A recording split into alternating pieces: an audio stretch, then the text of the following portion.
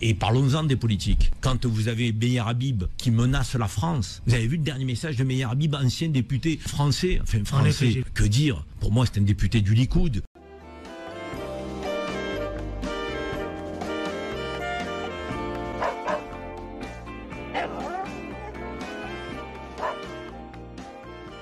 On sait très bien qu'il y a un lobby ici qui s'appelle Elnet, qui est organisé et qui finance, accompagne les éléments de langage, parfois la position d'éditorialistes, de politiques. C'est intéressant parce que je ne sais pas si vous vous rendez compte de ce que vous êtes en train de faire. Non, mais Karim, parce vous êtes que moi, en train de me dire tu n'as pas condamné. Justement. Mais non, elle n'est pas importante. Mais si elle est ce qui est important, c'est ce que je dis, moi, madame. Le pays est souverain, il fait ce qu'il veut de sa diplomatie. Et vous en pensez quoi à titre personnel? Chaque pays est souverain, il fait ce qu'il veut. Vous en pensez quoi à titre personnel? J'ai condamné.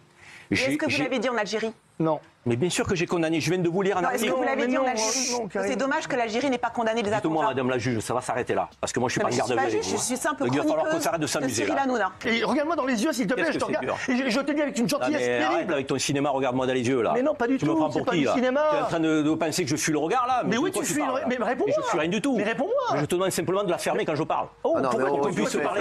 s'il vous plaît. Mais non, je suis outré de ne pas pouvoir m'exprimer. Mais tu n'arrêtes pas de t'exprimer, t'es celui qui a plus Arrête parlé. pas ce qu'il dit. Arrête, Karim, parle tu pas connais. de Je sais très bien que tu parles. Mais c'est Vincent Mondal qu'on prend. Laisse-le répondre maintenant. Vous avez Laisse-le réussi répondre. votre coup, je crois. Alors, laisse-le répondre. Vas-y, Karim. Finalement, c'était un traquenard. Mais non, J'aurais dû tu m'en n'es pas douter. traquenard ici. Jamais de la vie. Alors, Karim. non, mais j'aurais dû m'en Bah, douter. bah, non. C'est un traquenard. Mais il n'y a aucun J'appelle ça traquenard. comme ça, il n'y a pas d'autre nom. Réponds à cette question. Réponds juste à moi. Je vais reprendre aussi Jean-Louis Vichot, l'amiral français, qui disait qu'il y avait des méthodes du gouvernement israélien qui étaient dignes des méthodes d'un État terroriste. La problématique n'a pas commencé depuis les derniers tirs de roquettes, comme le 7 octobre. On veut écrire l'histoire à partir du 7 octobre. Excusez-moi, il y avait un avant 7 octobre quand même. Ça dérange beaucoup d'en parler. Je lisais un rapport de l'ONU hier ou avant-hier qui disait que depuis le 7 octobre à Gaza, c'est toutes les semaines un 7 octobre en termes de morts, de civils, femmes, enfants. Se fout des otages israéliens.